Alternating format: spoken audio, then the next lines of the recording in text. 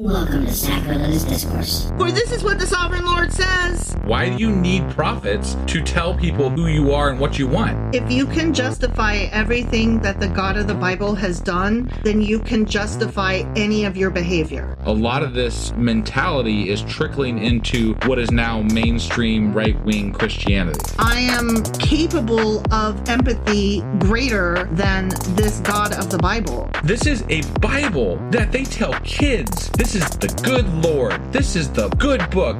He is fantasizing about murder, mass murder. Head over to sacrilegiousdiscourse.com right now to find out how to leave us a review or support us on Patreon.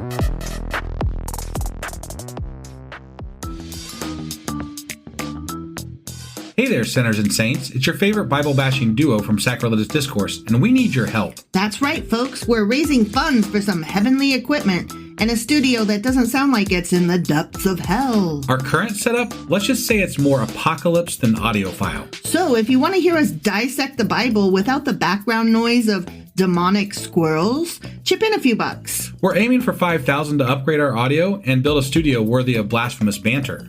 Donate today and help us spread the good word of atheism. You can find a link right on our homepage, sacrilegiousdiscourse.com. Every dollar counts. Even if it's from your collection plate.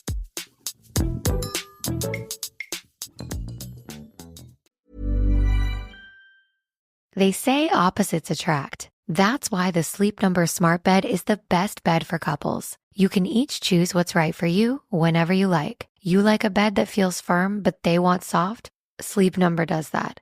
You want to sleep cooler while they like to feel warm? Sleep Number does that too. Why choose a Sleep Number Smart Bed? So you can choose your ideal comfort on either side. And now it's the lowest price of the season on the top-selling i8 Smart Bed. Your best savings plus special financing. Limited time, shop a Sleep Number store near you. See store or sleepnumber.com for details. Will full coverage make me look cakey? Is my undertone neutral or is it cool? We get it. Finding the right foundation is hard. But with Il Maquillage, it's easy to find your perfect match online, customized for your unique skin tone and coverage needs. Plus, with Try Before You Buy, you can try your full size at home for 14 days. With over 600,000 five-star reviews, this best-selling foundation is going viral for a reason. Take the Power Match quiz now at ilmaquillage.com/quiz. ilmakiage.com/quiz. Hey, I'm Ryan Reynolds. Recently, I asked Mint Mobile's legal team if big wireless companies are allowed to raise prices due to inflation. They said yes. And then when I asked if raising prices technically violates those onerous two-year contracts, they said, "What the f*** are you talking about, you insane Hollywood ass?" So to recap, we're cutting the price of Mint Unlimited from $30 a month to just $15 a month. Give it a try at mintmobile.com/switch. $45 upfront payment equivalent to $15 per month. New customers on first 3-month plan only. Taxes and fees extra. Speed slower above 40 gigabytes. See details. Husband! Wife! Do you know where we are? And do you know how I feel? You feel like shit. I mean, you feel a little bit like shit. That's why we didn't go last night. I mean, yeah, but, yeah. But it's like been in this yo-yo back and forth thing. Yeah. And we can't find our way back to the podcast lately. Well, like every other 2 or 3 days type thing. Well, for me, Kid and I decided that I have fever and I'm like super sick, laid out practically for dead every like 3 to 7 weeks. And Yeah. that tracks. And I think that the time frame goes up closer together. Yeah. In the winter. Yeah. Yeah, no, I totally agree with you. All I know is that last night I was up like all night crying and I had fever. Everything hurt and I couldn't breathe. It was just horrible. My eyes were boiling out of my head. Yeah, good stuff. Yeah, like only just to be clear, wife wouldn't take any medicine last night for it.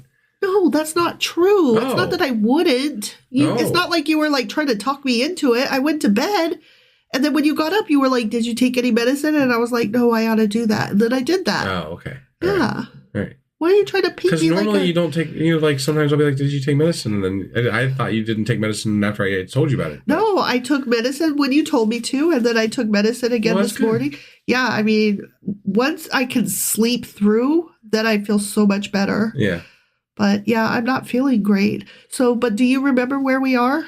Well, I mean, do you remember where we are being a very loaded question? we did a mid-book Q&A last, and the last actual episode that we did was Micah chapter 4. Correct. So in that one, I believe we were questioning a lot of things, and that's why we ended up doing a Q&A about mid-book here.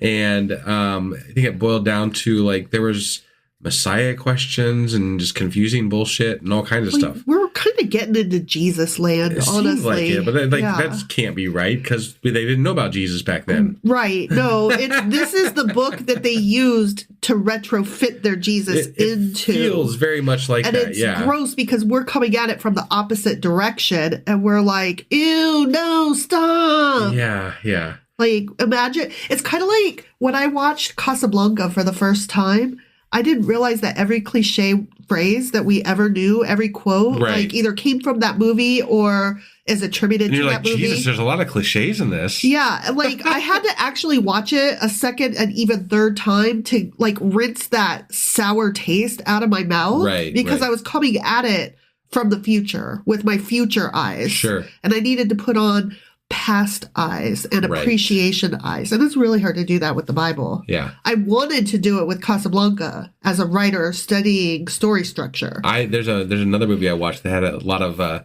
sayings that we still use, and that's Kuham Luke. Yeah. There's like so many things from that one that are used in pop culture and cultural references and, you know, cliches and just different things. Yeah, like, you made me watch that movie and I had like no interest in it. It was so good. It really is a really good old movie. I could see why it's praised as like on the list of like top 100 greatest. No, I mean, honestly, that's one I would still recommend. You go watch it. You know, it's good. It's a really good movie. Yeah. Yeah. So anyway, that being said, if you want to catch up on what was confusing, I recommend going back and catching our Q&A episode that we just did.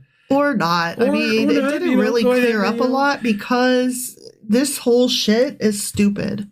Well, yeah. I mean, it's no more stupid than the rest of the shit. Right. No, yeah, totally. It does have a different flavor, though. The closer we get, these little teeny tiny itty bitty what are these guys called? Yellow polka dot bikinis? Yes. But prophets. Minor prophets. Yes. Little polka dot bikinis. Right, yeah. Okay. They do have a different taste from the rest of the Bible, the earlier bits, the stronger bits that are less Jesus laden, like referenced as Jesus-y. You know what I mean? Yeah. Yeah. Like the rest felt like, this is totally Jewish history. Sure. Like this stuff to me feels like so retro loaded. It does. And I hate it. I fucking hate it. And I'm honestly kind of curious if the wording in all of these are the same as are in the Jewish texts, as opposed, like, you know, we're reading like the Hebrew Bible. And that would be something I would be very curious about, is does it match up with the Jewish text exactly? Right. Or have there been retrofits, from Christianity to these books? We know that there's some difference in like word choice when I tell you like the puns and the play on words and stuff. So we know that there's some differences, but I'm just curious, like that would be something I would be very curious. Like there's so many things, right? There's so many things that we can go back and be like, how does this change? How does that change? But ultimately, we could study the Bible for the rest of our lives and never learn everything, I think. Yeah, oh, definitely. Which is, we set ourselves up for a lifetime job. Yeah. That's what it boils down to. The good and the bad. Right. So anyway, that was Micah chapter 4. Yes. Which means that today we're getting into Micah chapter 5. All right, let's do this. Okie dokie.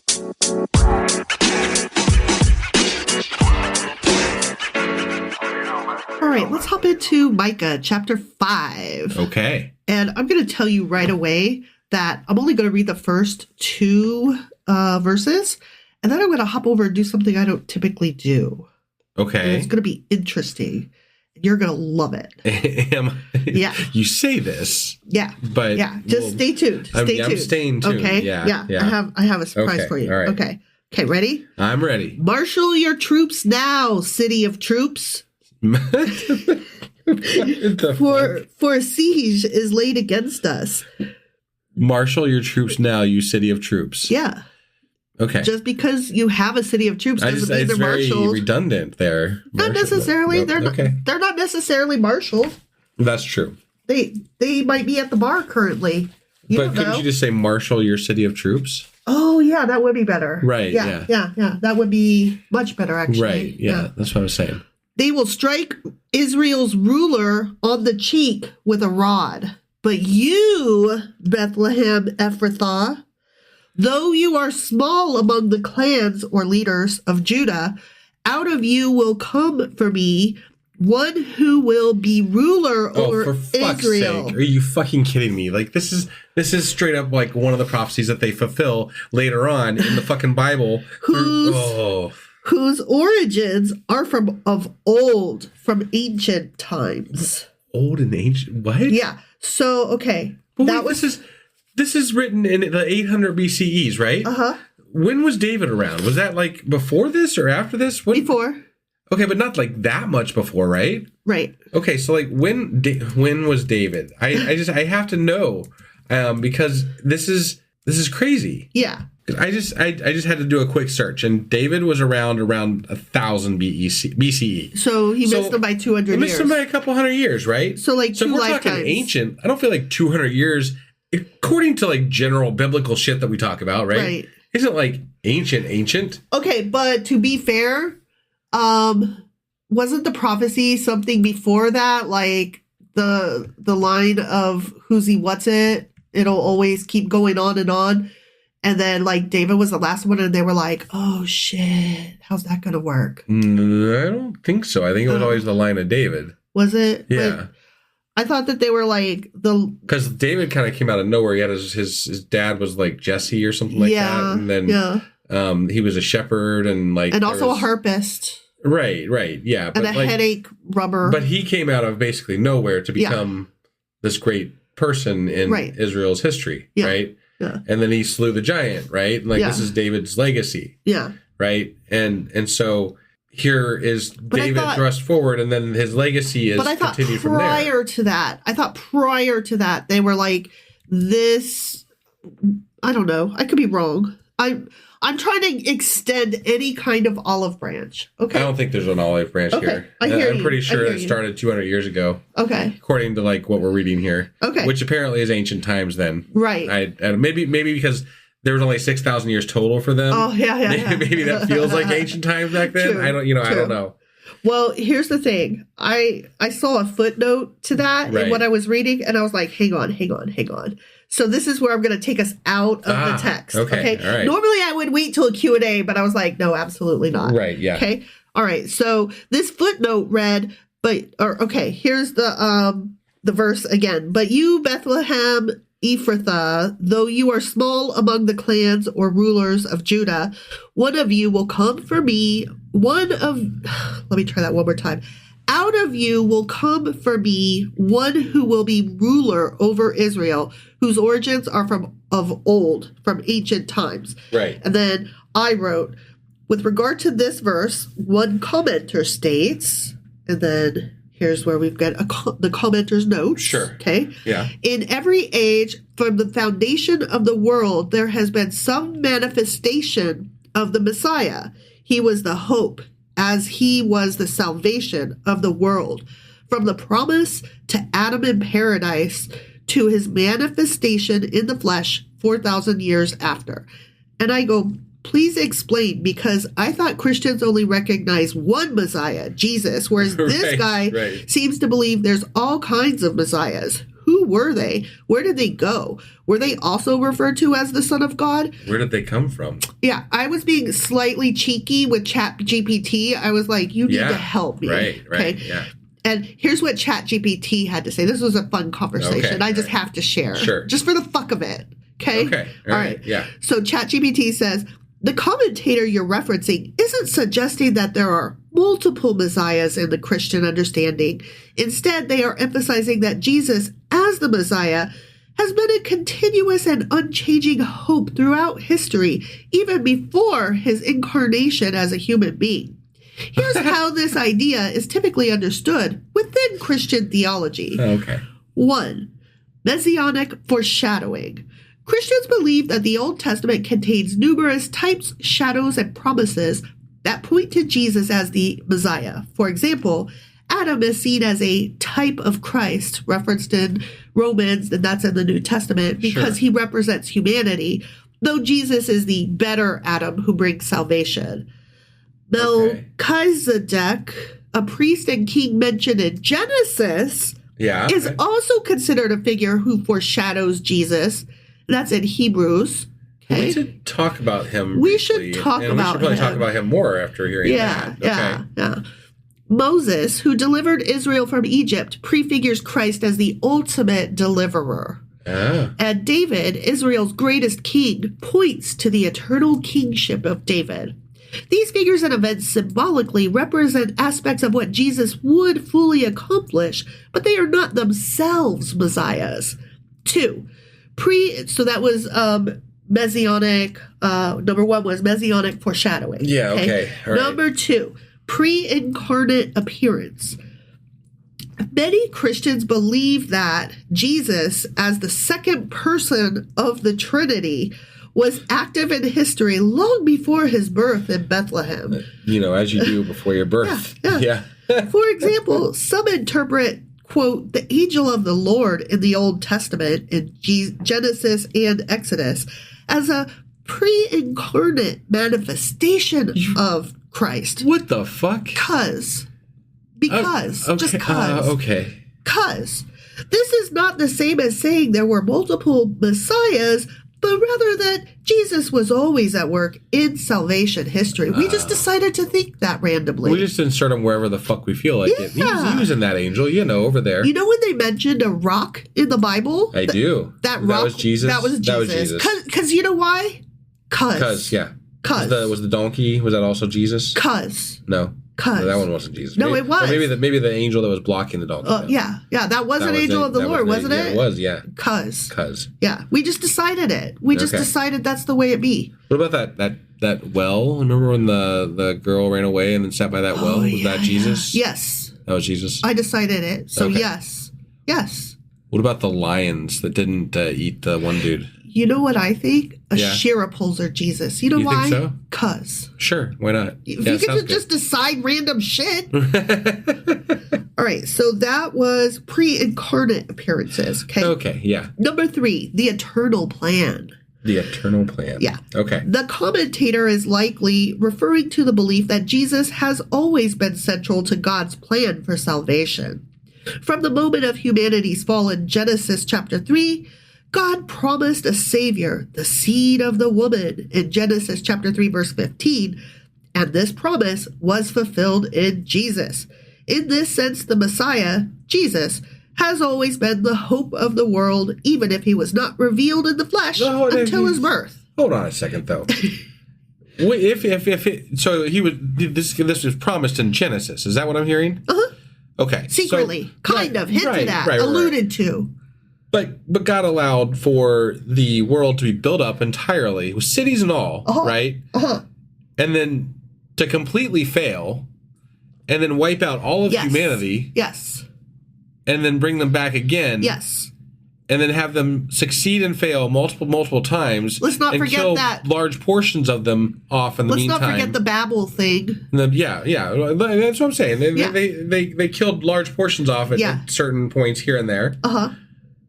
Before we get to the actual Jesus thing, right? Right. Yeah. Oh, yeah. So which part of this indicates there is a master plan? Right. Yeah. It seems like there's a master not plan. I mean, yeah. It seems like a shit plan. It seems like a goat screw, quite frankly. Right. It seems like a fuck fest of nonsense. Yeah. And ridiculosity. It's just look, if you're gonna kill off all humanity, all bets are off at that point, right? Yeah.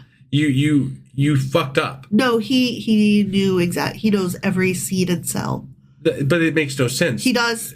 Yeah. Gotcha. No. Now, when you're saying magic things, you can say whatever you want. You can attribute anything to God that you want. Exactly what bothers me. Me too. Yeah.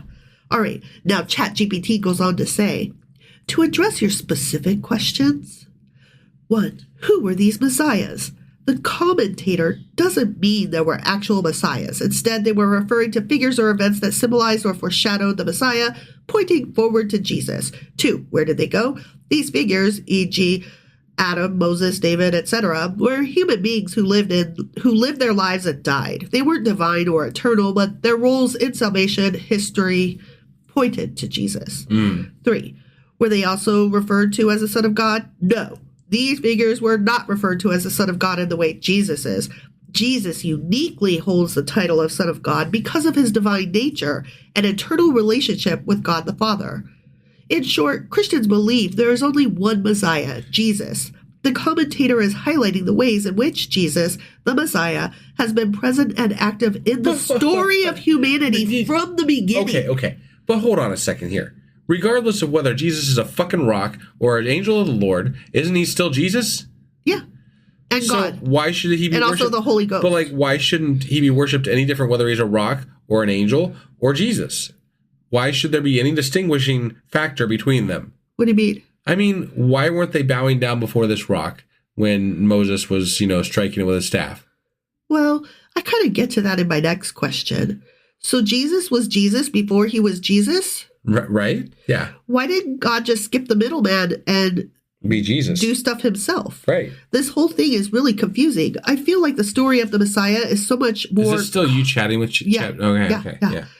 Me saying this whole thing is really confusing. I feel like the story of the Messiah is so much more convoluted than necessary. It's like you're saying Jesus was always around, but he wasn't born yet, so he was God, but only the Jesus-y part, not the full Monty. Right. And this is ChatGPT's response. You've hit on a common point of confusion, exclamation point. I love that it's taking my questions. It's really trying hard to convert me. That's the great thing about it, right? It's trying to convert me. Yeah, right. Because if I said, this sounds like bullshit, you're a liar, then it would cut me off. Right. Well, and here's the thing too, right? I because we use it as a quick reference for things sometimes, right? Yeah. But and it'll work as long as you are kind to religion.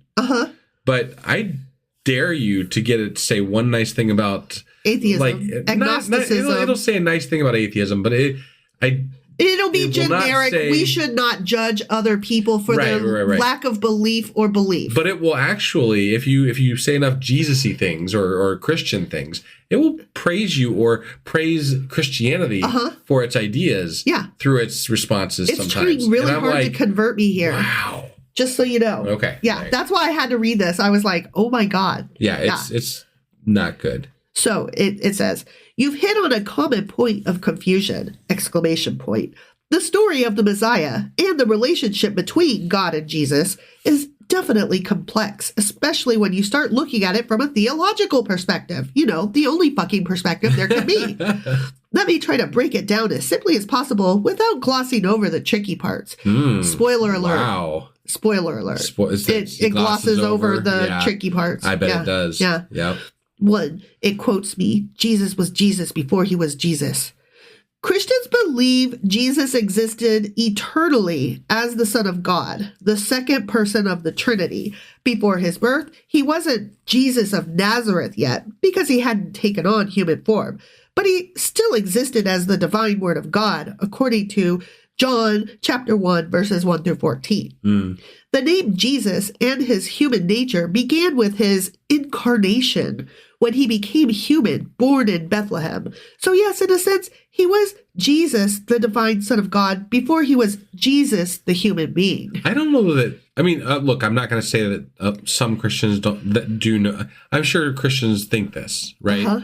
But most Christians I know, I don't know that they even know that this is a thing. A tenet of their belief. Right. Did you know Jesus was always... Did you know Jesus was Jesus before he was Jesus? Right. Right? Yeah. I don't feel like that's a thing they know. I don't at least either. people that I've discussed this with. It doesn't matter. I would love to ask your mom that. Did you know you're a Christian? Actually, I'd be curious about what people that listen think. Because I honestly want to know what you thought about Jesus. Was he Jesus before he was Jesus? And is that Jesus, common? Is that a common thought? Right. We don't know. Yeah, we don't know.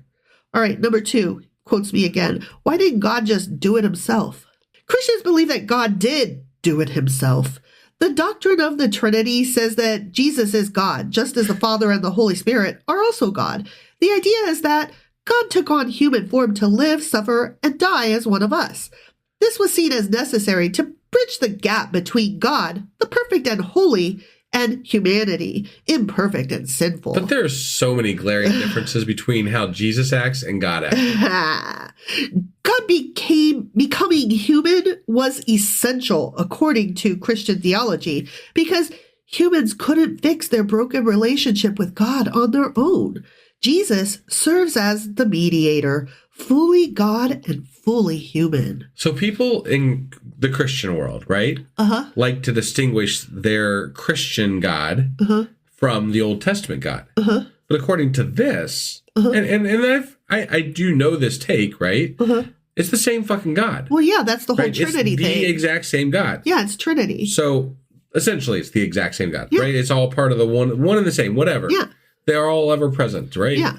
If that's the case, then the new Jesus God thing is just as responsible for the old God Jesus shit that wasn't cool. Yeah. I mean, like, it's all the same. Right. You can't just forget about this because of that. Right. Because you changed this is like a rebranding exercise. Here's the thing. Like, Christians make me feel embarrassed when they're around Jewish people, because it feels to me like they're saying, here, you did your religion wrong. Let me fix it for you. Right. Yeah. And it's kind of like, I wonder sometimes if like British people who come from like a long line or whatever, right. They all do. Yeah. Like, I wonder if they are ever like, when they have to be around, like, sometimes I feel embarrassed when I'm talking to a British person because I'm like, sorry, my ancestors broke from your king, yo. But also not, because I don't want to be under a king. Right. But, like, did we do much better? I don't know.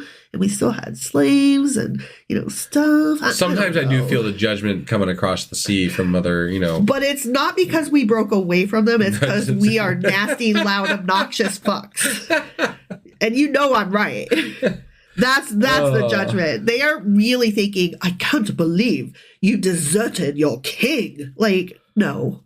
Obviously, they're not thinking that.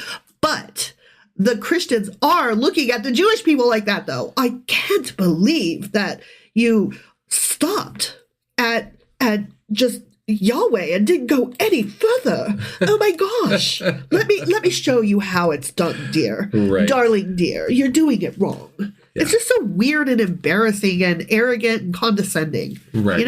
Yeah.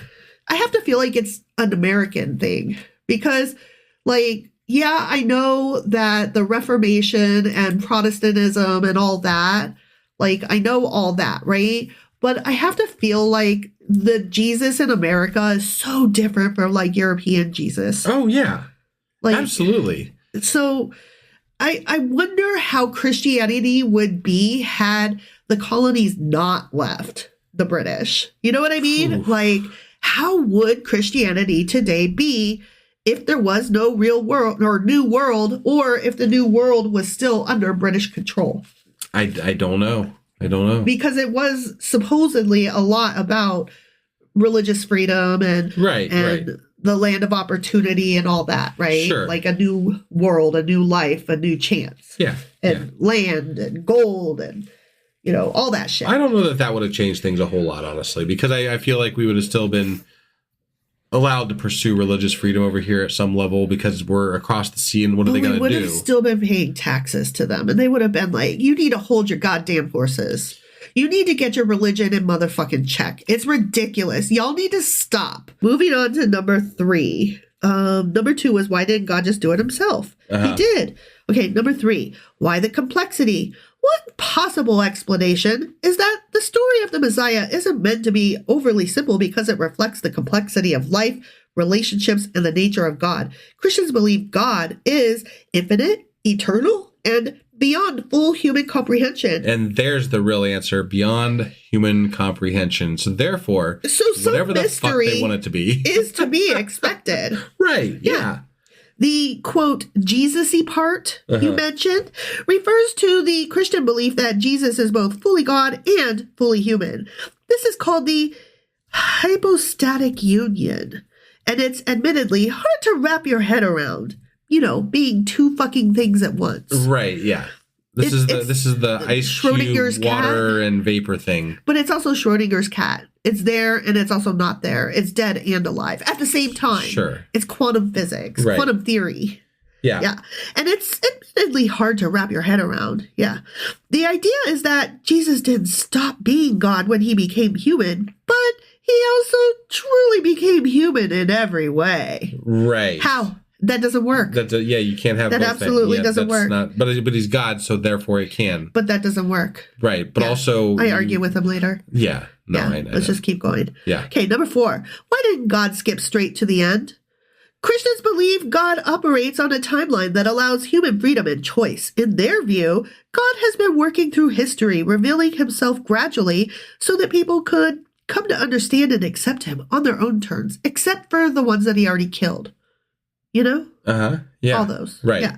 Millions. Yeah, billions probably, yeah, actually. more than the devil and more than any human. The devil didn't kill anybody in the Bible, hardly. Yeah. Yeah. Except for like 10 people, maybe. But they attribute the 10 in Job, I think, to the devil. Job's 10 kids, but but not even though really. That wasn't really the devil. That was God. The devil didn't exist in the Old Testament in the same form that they think of the devil. It was in an adversary. The New Testament. It was an adversary. Yeah. So the long wait for the Messiah, the foreshadowing in the Old Testament, and even Jesus' death and resurrection all play into a larger narrative of redemption and love that is supposed to invite participation and faith. It doesn't work for me. It doesn't work for me. Me either. Why it feels convoluted. Ready for this? I'm ready. It is convoluted, especially from an outsider's perspective! ! I'm an outsider. Oh. The theological concepts of the Trinity, the Incarnation, and the dual nature of Christ are some of the most debated and nuanced ideas in Christian history. Many Christians themselves struggle with fully understanding or explaining them, which to me seems fucking problematic. Yeah. Like, if you can't explain your religion, it's not very good, is it? Come work for this company. I don't know what we make, but the pay's good. What? Would you go work for that company? I mean, if the pay's good, But maybe you're making guns that kill children. Right. Right. Like, what? Yeah. At its core, though, the Christian message is often summarized like this. Ready? I'm ready. God loves humanity, but humanity is broken. It can't fix itself. God, through Jesus, entered the story as one of us to reconcile that brokenness. But it still feels like a confusing maze of ideas. So if you feel that way, you're not alone. It's been debated for centuries! And I then said, can it really be said that Jesus is, quote, one of us if he's actually God and knows what's going to happen? It's not really a sacrifice if you aren't actually giving anything up. Which I know is like a very common question, but I had to ask and see, where does ChatGPT feel about this? What's their opinion? You've hit on one of the central critiques and paradoxes in Christian theology, and you're absolutely right to question it. Let's unpack this. Okay. 1. Is Jesus, quote, one of us? What if Jesus is one of us? He's not. Right, yeah. Sorry, Joan Osborne. He's not. Yeah. Christians believe Jesus was fully human in every way, which means he experienced hunger, pain, emotions, temptation, and even death. The idea is that he shared the human experience to the fullest extent, except, of course, for sinning. And even that depends on the books that were left really out. Does, yeah. And it also depends on if you consider fucking a sin. Right. You know what I mean? Sure. Well, I mean, the books that they left out are the ones that say that he had a wife and had children with her. Yeah. And that would make him have to have fucked her. And fucking is a sin. Right, yeah. So we don't have sex. That is very simple, except for also, multiply and be married and have all the babies. Right. But only if you're married. But get very married at the age of 14 and have all the babies. Right. So, However, he was also fully God, which means he had divine knowledge and power. This dual nature is what makes the concept of Jesus so unique and so confusing. Right. Number 2, what did Jesus give up? Christians argue that Jesus did give up something by becoming human. Yeah. This is often referred to as the kenosis, based on Philippians chapter 2, verse 7, where it says, Jesus, quote, emptied himself. Yeah, he did. To take on the form of a servant. The idea is that he temporarily set aside the full use of his divine attributes. He packed all his superpowers, if you will, into a box of kryptonite and sent it to Krypton for Superman to hold on to, since we're doing Imagination Land. That's what happened. Sure, yeah. He has magic powers, and he was like, but I'm going to live a few weeks without him. By which I mean all the way from birth until, like, I don't know what, my 20s or 30s. I don't really know because I'm not there yet. Sure. But I'm going to put all my superpowers for like 20 or 30 years into a box, not touch them. Got it. Yeah. Yeah.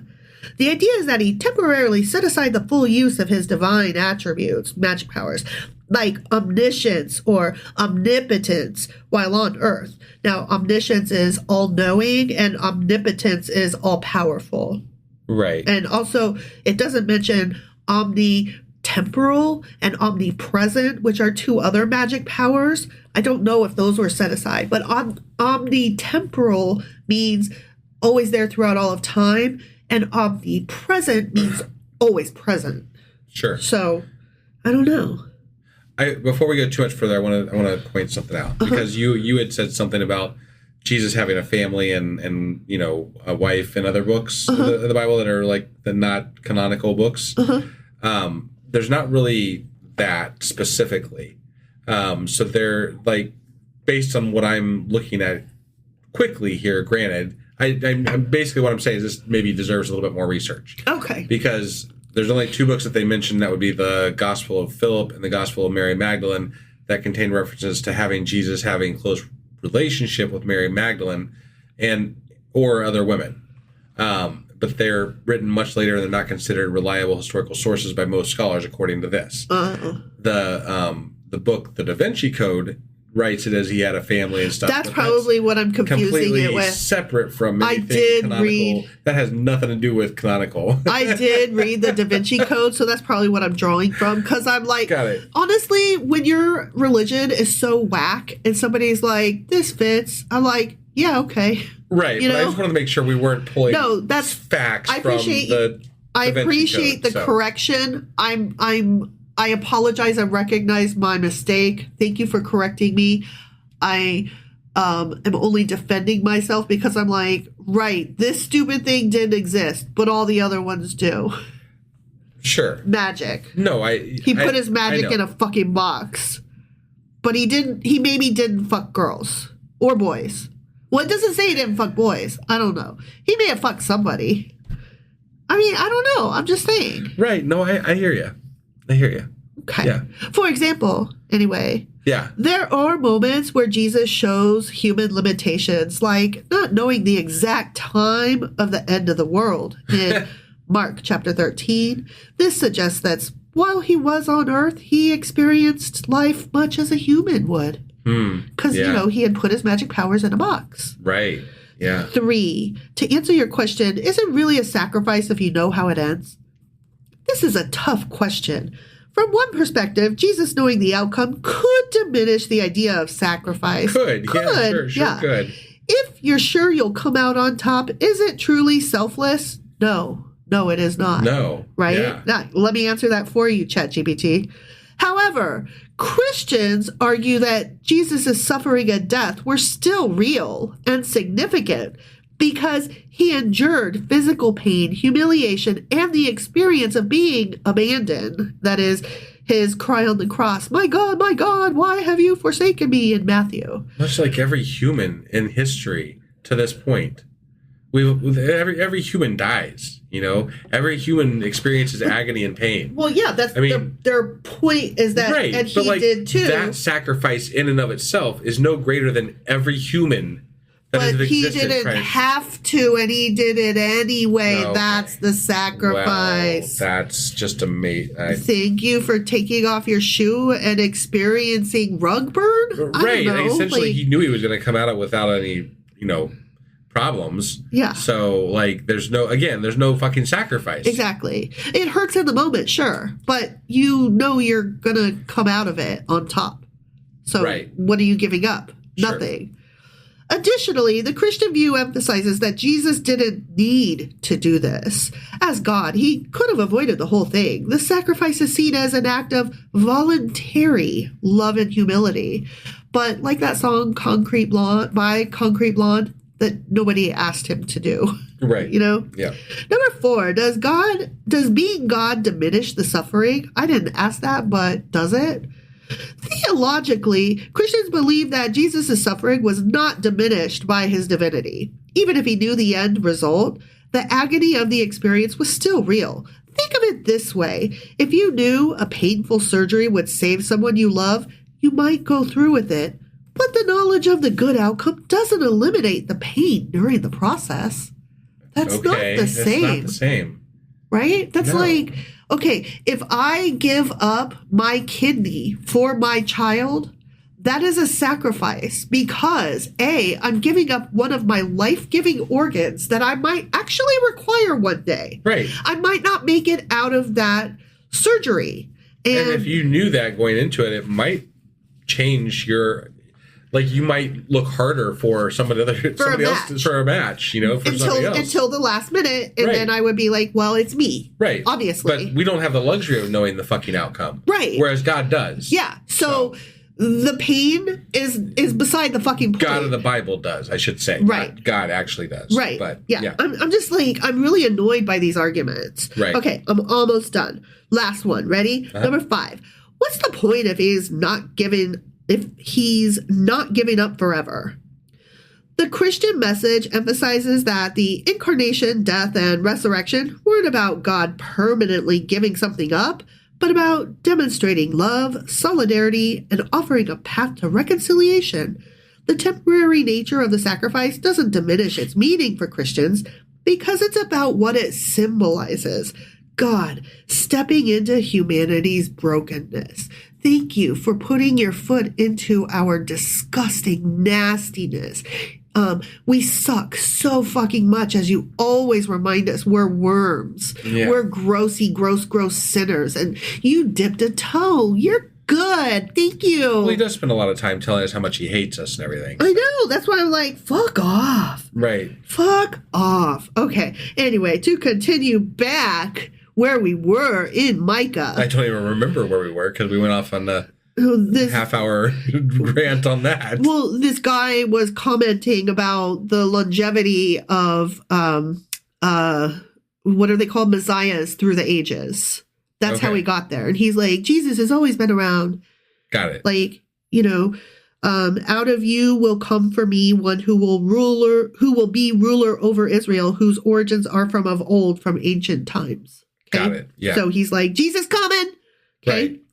Therefore, Israel will be abandoned until the time when she who is in labor bears a son, and the rest of his brothers return to join the Israelites.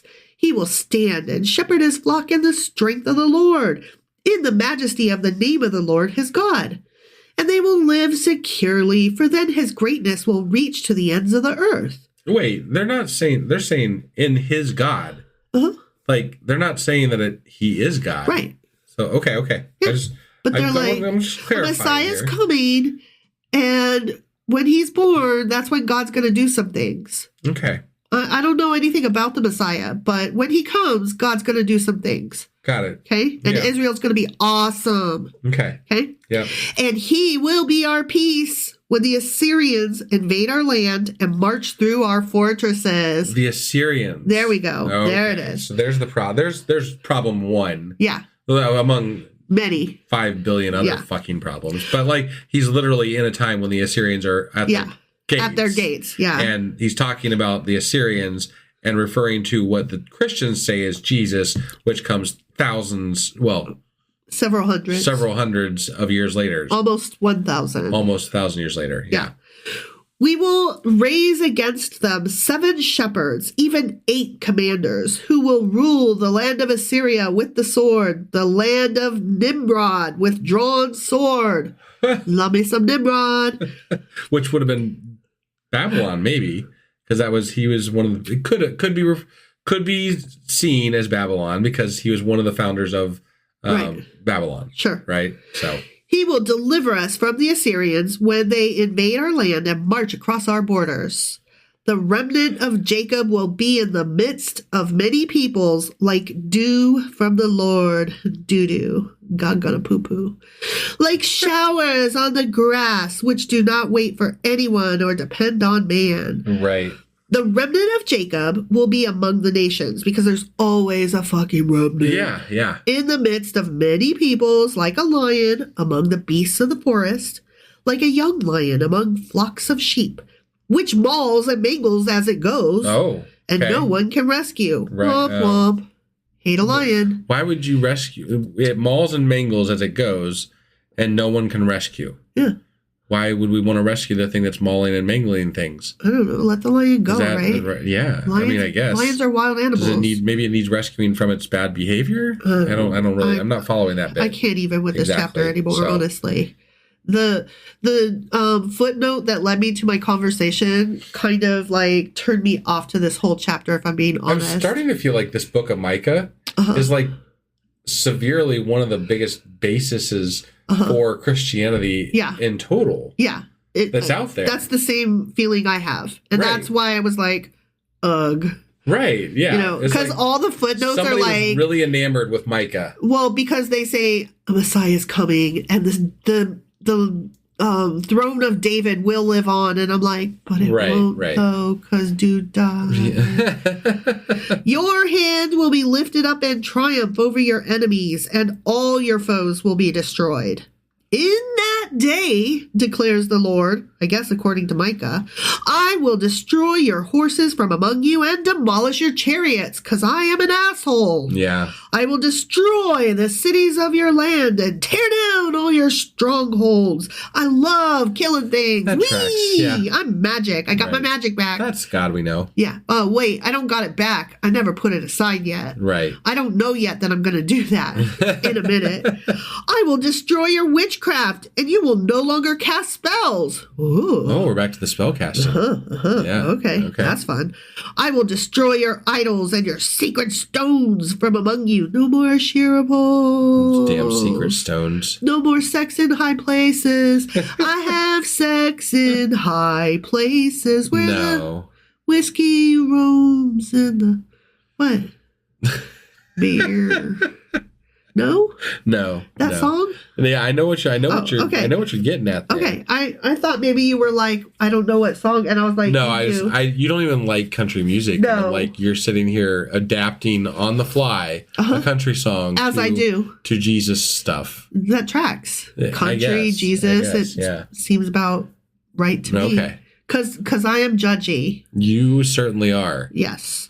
You will no longer bow down to the work of your hands. I will uproot from among you your Asherah poles. There it is. Yep. When I demolish your cities. You won't, though. Right. You'll leave a few. But that just shows you how old this is. This book, right? Yes. It tells you how old this book is right there because we're still talking specifically about Asherah poles. Yep. And if you've been following along with us, you know that stopped in about, anything that was in the Babylonian exile and after definitely did not have Asherah poles mentioned very often at the very least. Right. Maybe like as a they talked about footnote in the past or They something. talked about idol worship in general. Right. Not specific. Right. This is very specific. It's very specific. Okay, last sentence. Ready? Yep. I will take vengeance and anger and wrath, because that's godly. Right. On the nations that have not obeyed me. Why should they? You're not their God. The end. Fuck that chapter. Fuck Micah. Yeah. All right. Well, you could see why I was like, I don't love Micah at all. Yeah. I hate Micah. Micah can eat my ass. Right. All right. Well, that was Micah chapter 5. Sure as fuck was. Which means we'll be back tomorrow with Micah chapter 6. All right. We'll see you then. Bye.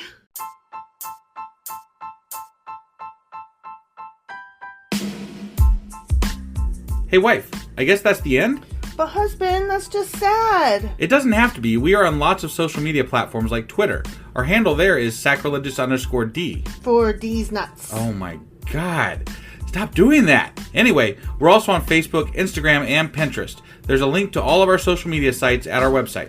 Ooh, we have a website? Yeah, it's sacrilegiousdiscourse.com, where you can also find a link to our merch shop.